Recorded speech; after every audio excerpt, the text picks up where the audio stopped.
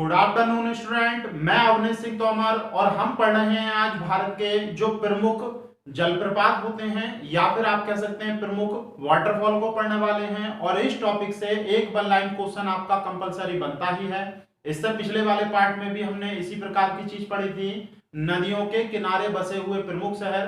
तो ये ऐसे टॉपिक हैं जिनसे एक क्वेश्चन कंपलसरी बनता ही है और वन लाइन बहुत ज्यादा घुमा फिरा कर आपसे नहीं पूछा जाता। कुछ एक दो बातें हैं, अगर जलप्रपात के बारे में हम बात करें तो दो ही बातें आपसे पूछी जाती हैं। या तो आपसे यह पूछा जाएगा कि कोई प्रमुख जलप्रपात किस राज्य में है, नहीं तो यह पूछा जाएगा कि मुख्य रूप से वह जलप्रपात किस नदी द्वारा निर्मित किया जाता है। तो यही एक दो बातें इससे पूछी जाती हैं। और जो कुछ प्रमुख जलप्रपात हैं भारत के, उनका मैंने कलेक्शन किया है भाई।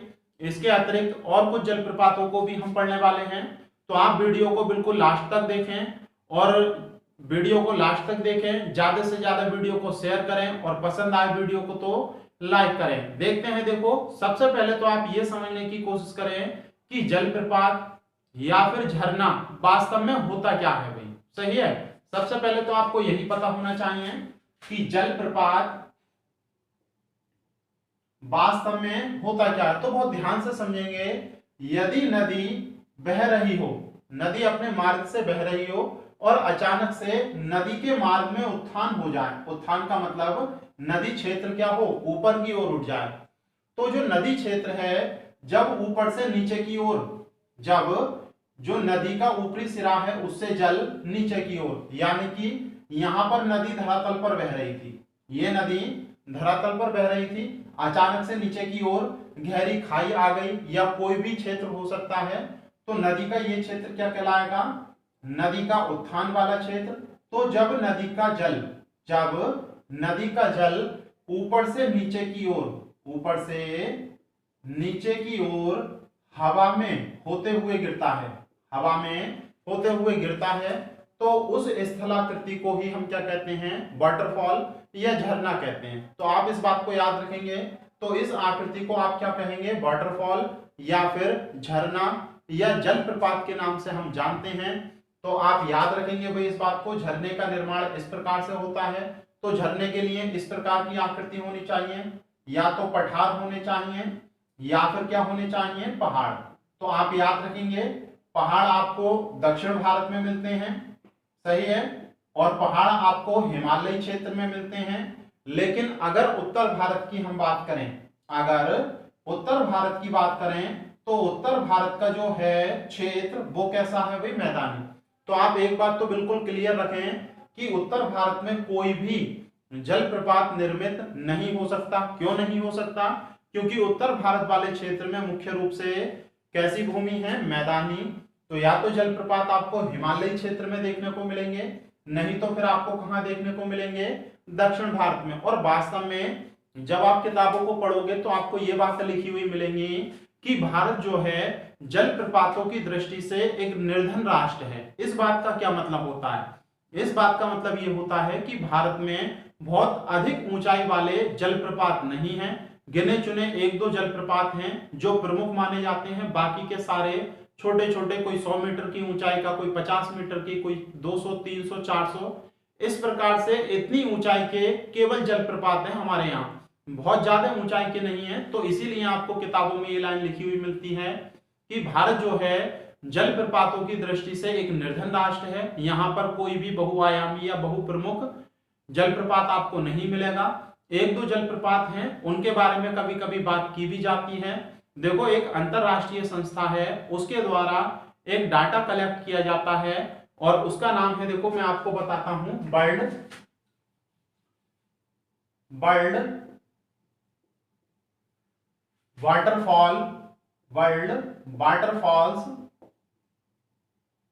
Waterfalls database. सही है।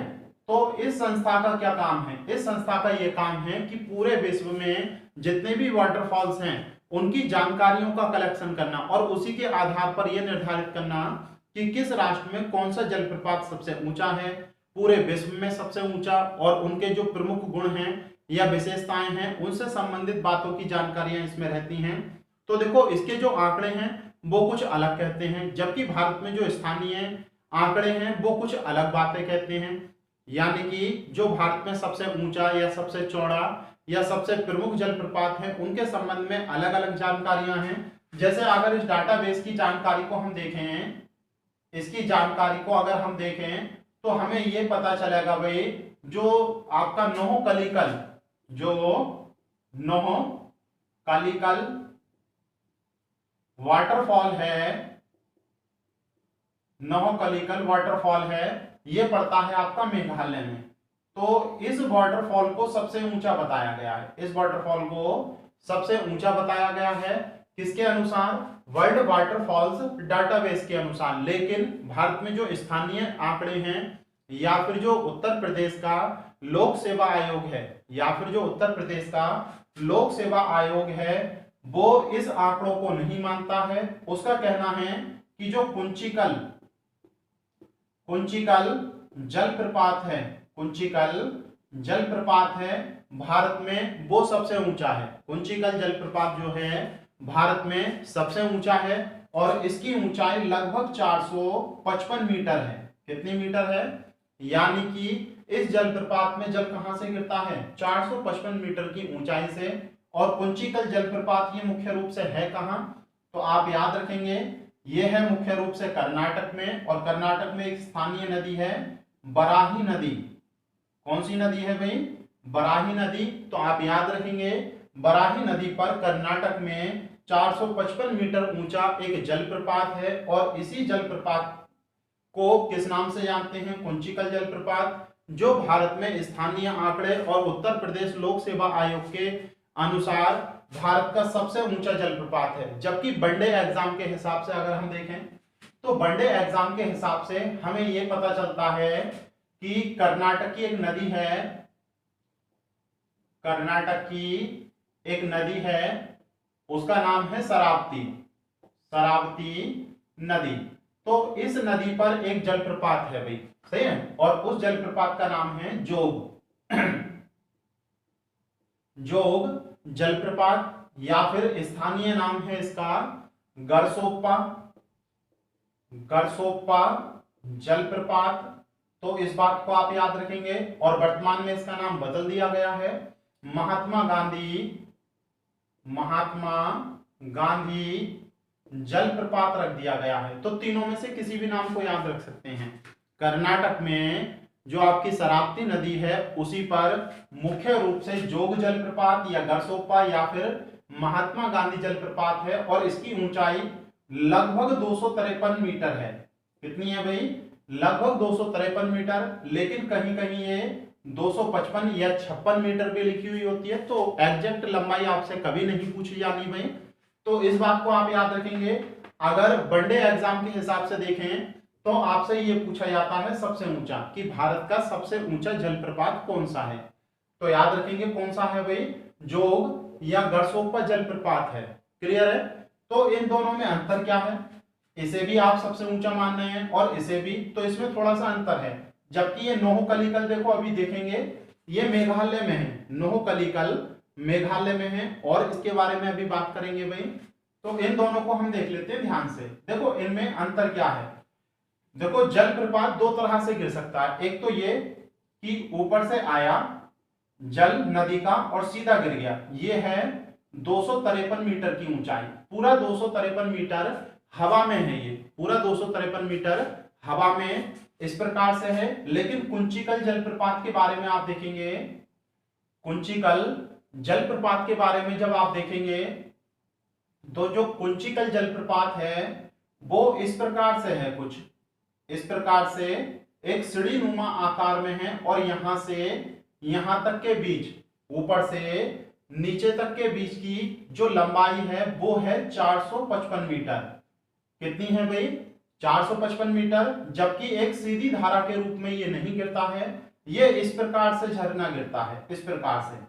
तो इसलिए जो वनडे एग्जाम है उनमें यह माना गया है कि ये ऊंचाई वास्तविक नहीं है, ये क्रमबद्ध है, ठीक है, एक स्टेप के बाद दूसरे स्टेप में। जबकि ये जो झरना है पूरे का पूरा 253 मीटर हवा में रहता है, जबकि ये 455 मीटर हवा में नहीं रहता है। तो वनडे एग्जाम में गरसोप्पा को सबसे ऊंचा माना गया है, जबकि जो आपके बड़े लेवल के एग्जाम हैं यूपीएससी या यूपीपीसीएससी, तो उनमें कुंचिकल जलप्रपात को सबसे ऊंचा जलप्रपात माना गया है।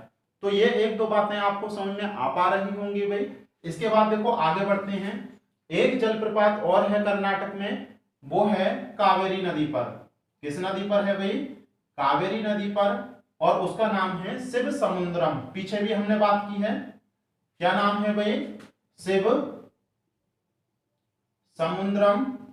तो याद रखेंगे शिव समुद्रम जलप्रपात कर्नाटक में कावेरी नदी पर है।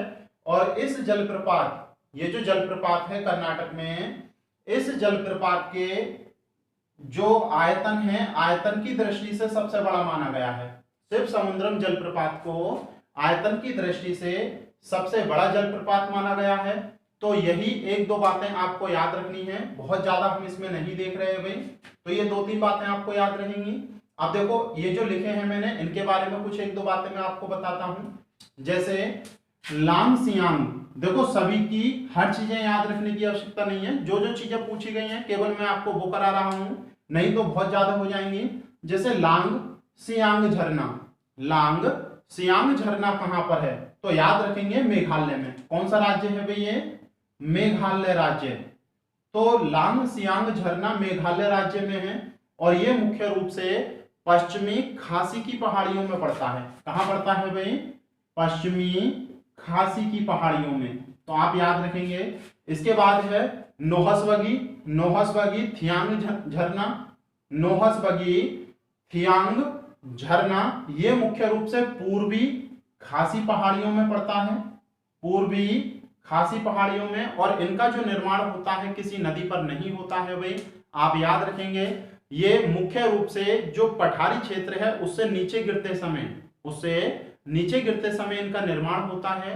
क्योंकि पठारी, ये जो गारो खासी जैंतिया की पहाड़ियां हैं, पूरे विश्व में सबसे ज्यादा वर्षा यहीं पर होती है।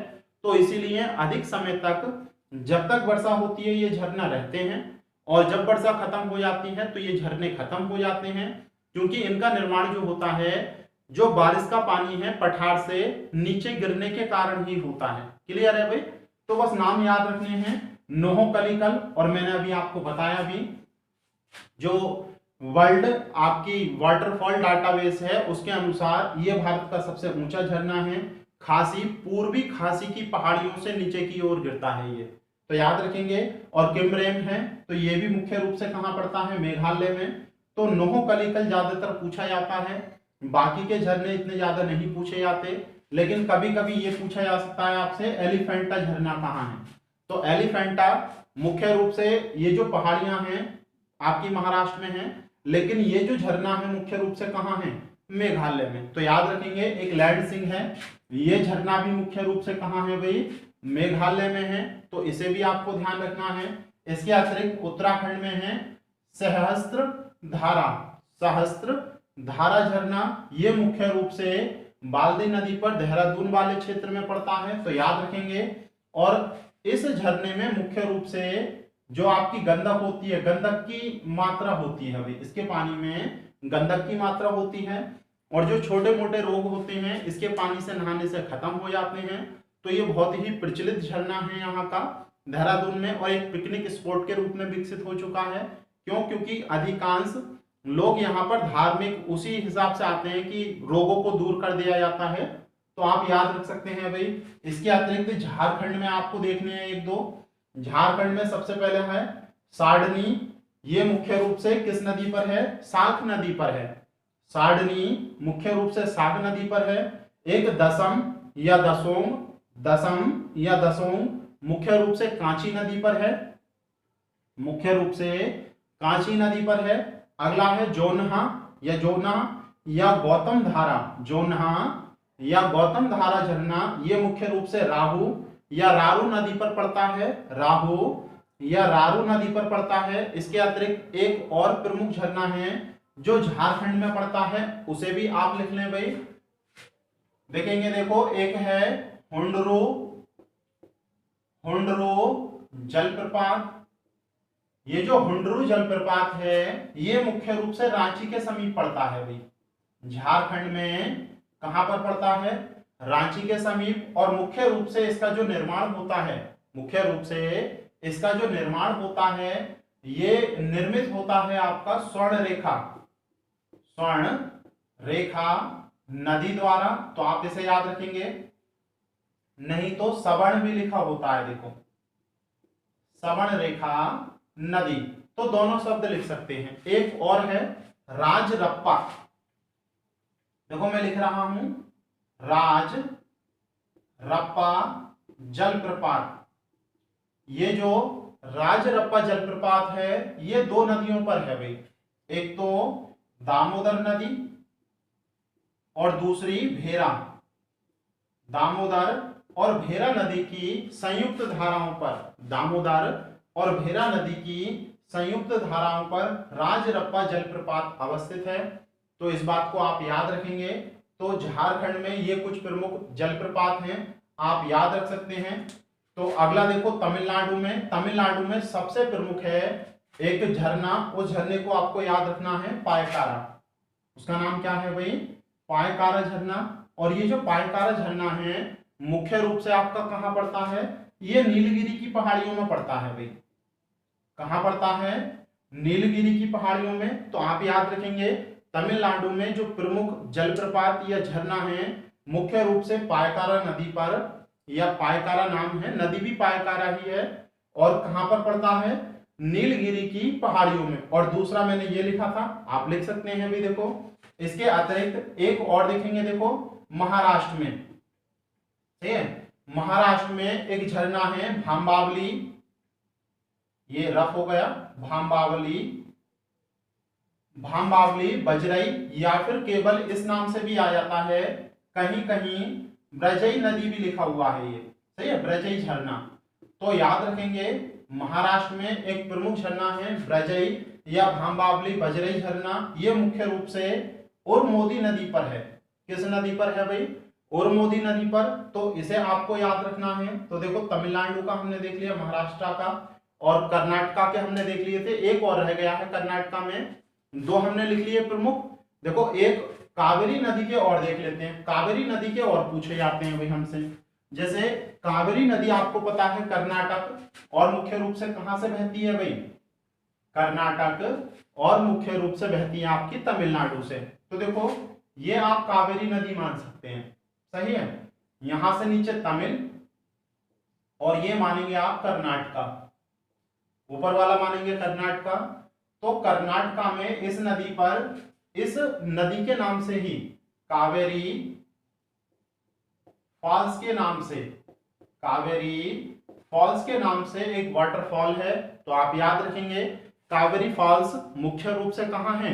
आपका कर्नाटका में। और ये जो सीमा है दोनों की, कर्नाटक और तमिलनाडु की, कर्नाटक और तमिलनाडु की, यहां पर एक जलप्रपात है जिसका नाम है होगनकल जलप्रपात। होगनकल जलप्रपात मुख्य रूप से कहां है भाई? इन दोनों की, कर्नाटक और तमिलनाडु की सीमा पर, कावेरी नदी पर है। और यहां पर एक जलप्रपात है स्टैनली, ये तो मैंने आपको पहले भी बताया है। स्टैनली प्रपात ये मुख्य रूप से कहां पड़ता है? आपका तमिलनाडु में पड़ता है। किस नदी पर? कावेरी नदी पर। और शिव समुद्रम की बात अभी हमने कर ली, शिव समुद्रम भी मुख्य रूप से कहां है? कावेरी नदी पर। शिव समुद्रम ये भी मुख्य रूप से कहां है? कावेरी नदी पर, और कर्नाटका में है। तो ये दो तीन याद रखेंगे। इसके अतिरिक्त कर्नाटक में एक और है भाई, उसे आप याद रख सकते हैं, गोकक जलप्रपात। ये जो गोकक जलप्रपात है ये मुख्य रूप से घाटप्रभा नदी पर है। किस नदी पर है? घाटप्रभा नदी पर। घाटप्रभा नदी हमने पढ़ी थी, मुख्य रूप से जो कृष्णा नदी थी उसकी सहायक नदी थी। लेकिन आपको एक बात याद रखनी है, कभी कभी घाटप्रभा नदी नहीं देता, सही है। तो घाटप्रभा नदी की छोटी सी सहायक नदी है गोकक नदी, गोकक नदी। तो वास्तव में ये जो झरना है वो गोकक नदी पर ही है, ये जो झरना है गोकक नदी पर ही है। लेकिन गोकक नदी बहुत छोटी नदी है, कभी पूछी नहीं जाती, इसीलिए कौन सी नदी आती है यहाँ पर? घाटप्रभा नदी। तो आप याद रखना। इसके अतिरिक्त देखो मध्य प्रदेश में तो बहुत सारे झरने हैं और इसके एक दो झरने हमें देखने हैं भाई, हमसे पूछे जाते हैं। जैसे एक झरना देखेंगे, देखो सबसे पहले चंबल नदी के दो प्रमुख झरने हैं, उन्हें हमें देखने हैं। देखो चंबल नदी के दो प्रमुख झरने हैं। चंबल नदी आप जानते हैं मुख्य रूप से चंबल नदी कहां कहां बहती है भाई? चंबल नदी मुख्य रूप से मध्य प्रदेश और राजस्थान से होते हुए यूपी के इटावा में यमुना नदी में मिल जाती है। सही है।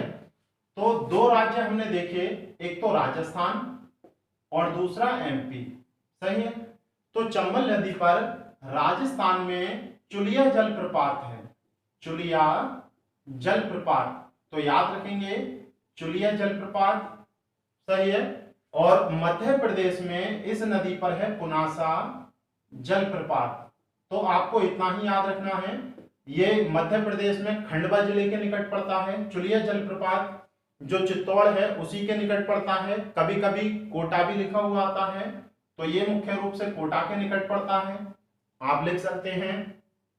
इसके अतिरिक्त मध्य प्रदेश में एक और है चचाई जलप्रपात, मैंने लिखा भी था, रफ हो गया वो, चचाई जलप्रपात। ये मुख्य रूप से बीहड़ नदी पर पड़ता है भाई, बीहड़ नदी पर पड़ता है, तो याद रखेंगे ये कहां पर है? एमपी में। एक है मंधार, मंधार जलप्रपात, ये मुख्य रूप से नर्मदा पर पड़ता है, तो आप याद रखेंगे। कभी कभी किसी बुक में ये चंबल नदी पर भी लिखा हुआ है, लेकिन वास्तव में मंदार जो है नर्मदा नदी पर ही है भाई, आप थोड़ा सा ध्यान रखना। तो मध्य प्रदेश के ये हो गए। इसके अतिरिक्त एक दो झरने और हैं जो आपसे बहुत ज्यादा पूछे जाते हैं भाई मध्य प्रदेश के। जैसे मैं एक एक करके बताता हूं आपको सारे, ये आपने नोट कर लिए होंगे, इन्हें रफ कर देता हूं। देखो मैं देखेंगे, देखो जैसे एक है आपका धुआंधार, धुआंधार जलप्रपात। तो ये जो धुआंधार जलप्रपात है ये जबलपुर के निकट पड़ता है। कहां पड़ता है वे? नर्मदा नदी पर, क्योंकि जबलपुर से होकर कौन सी नदी बह रही थी? नर्मदा नदी। क्लियर है भाई? तो जबलपुर में एक स्थान है भेड़ा घाट, कौन सा भाई?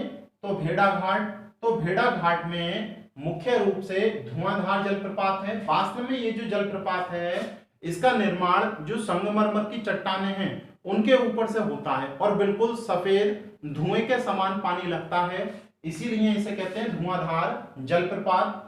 एक है नर्मदा नदी पर ही कपिलधारा, कपिलधारा जलप्रपात, तो आप याद रखेंगे।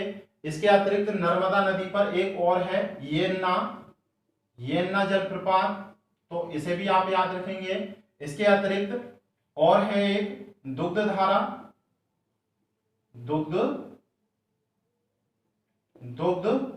धारा, और दूसरा है शंभु धारा, दुग्ध धारा और दूसरा शंभु धारा। ये दो जलप्रपात हैं, ये दोनों भी मुख्य रूप से नर्मदा नदी पर एमपी में। ये सारे जो जलप्रपात लिखे हैं ये मुख्य रूप से एमपी में ही हैं, तो आप इनको याद रख सकते हैं भाई। इसके अतिरिक्त कभी कभी एक दो वन लाइन क्वेश्चन पूछे गए हैं। जैसे आपसे ये पूछा जाता है कि एक जलप्रपात है बिहार, बिहार जलप्रपात कहां पड़ता है? तो मुख्य रूप से किस नदी पर पड़ता है? तो आप याद रखेंगे बिहार जलप्रपात टोंस नदी पर पड़ता है। किस नदी पर? टोंस नदी पर। सही है। एक और पूछा जाता है कपोलत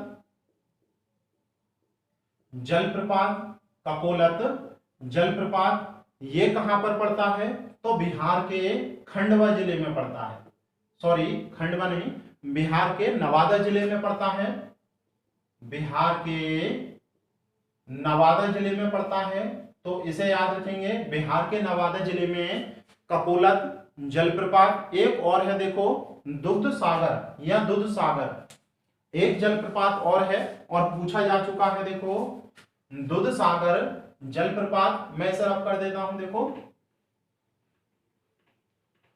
दूध सागर जलप्रपात। तो देखेंगे, देखो दूधसागर जलप्रपात कहाँ है भाई, दूधसागर जलप्रपात। तो ये जो दूधसागर जलप्रपात है ये मांडवी नदी पर है भाई।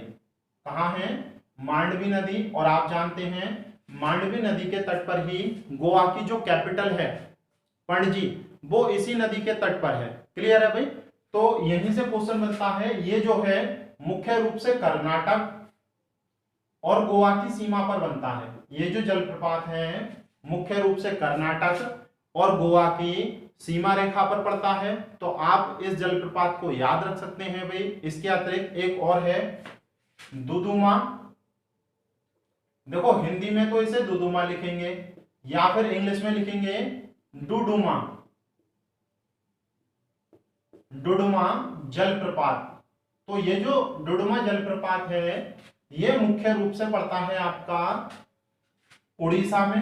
कहां पड़ता है भाई, उड़ीसा में पड़ता है। और ये जिस नदी पर है उस नदी को कहते हैं मच्छकुंड, मृच्छकुंड नदी। तो याद रखेंगे, देखो ये मुख्य रूप से उड़ीसा में मृच्छकुंड नदी पर अवस्थित है। तो यहां से क्वेश्चन पूछा गया है। इसके अतिरिक्त उड़ीसा में एक और है, कभी कभी आपसे वो भी पूछा जाता है, देखो बरछी पानी जलप्रपात। ये भी उड़ीसा में है और ये मुख्य रूप से बुधा बलंगा नदी पर अवस्थित है। किस नदी पर है भाई, बुधा बलंगा नदी पर अवस्थित है और मुख्य रूप से उड़ीसा में है। मुख्य रूप से कहां है, उड़ीसा में। तो ये एक दो जलप्रपात हैं जो प्रमुख हैं, आपसे कभी कभी पूछ लिए जाते हैं। और लगभग हमने जितने भी प्रमुख जलप्रपात हैं वो पढ़ लिए हैं। एक छोटा सा जलप्रपात और रह गया है, वो कभी कभी पूछ लिया जाता है। और लगभग हमने सारे पढ़ लिए हैं। आप सारे क्वेश्चन लगाकर देखना और लगभग आप सारे क्वेश्चन लगा पाएंगे। अगर कहीं भी आपको समस्या आती है तो नीचे कमेंट बॉक्स में कमेंट करके आप पूछ सकते हैं। देखेंगे, देखो हमने एक नदी पढ़ी थी इंद्रावती नदी पढ़ी थी और आपको अच्छी तरह से याद होगा ये जो इंद्रावती नदी थी वो एक सहायक नदी थी। और किसकी नदी थी सहायक, ये गोदावरी की। तो जब ये नदी बस्तर के पठार से होकर बहती है, छत्तीसगढ़ में जब ये नदी बस्तर के पठार से होकर बहती है तो बस्तर के पठार में ही एक स्थान है जगदलपुर। कौन सा स्थान है भाई, जगदलपुर। तो जगदलपुर में ही ये नदी एक झरने का निर्माण करती है जिसे चित्रकोट जलप्रपात के नाम से भी जानते हैं। किस नाम से जानते हैं भाई, चित्रकोट जलप्रपात के नाम से भी जानते हैं। इसका एक नाम और है नियाग्रा जलप्रपात के नाम से भी जानते हैं। वास्तव में नियाग्रा का अर्थ होता है घोड़े की नाल के समान,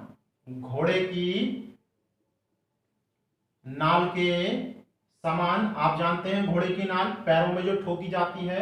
तो बिल्कुल ऐसी आकृति है इस झरने की आकृति बिल्कुल ऐसी है और देखने में ऐसा लगेगा जैसे घोड़े की नाल है। इसीलिए इसे किस नाम से जाना जाता है भाई, नियाग्रा जलप्रपात के नाम से। और एक नाम और रखा गया है इसे आनंद और आतंक का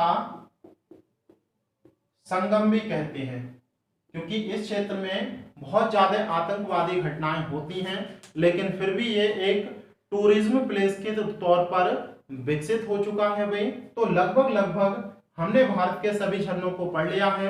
अगर आपको ये वीडियो पसंद आई हो तो वीडियो को लाइक करना, ज्यादा से ज्यादा शेयर करना। अगर चैनल पर आप पहली बार हैं तो राइट साइड में रेड कलर के बटन को प्रेस करें जिस पर सब्सक्राइब लिखा हुआ है और उसके बाद ऑल के बटन पर क्लिक करें ताकि हमारा प्रत्येक नोटिफिकेशन सबसे पहले आपके पास पहुंचे।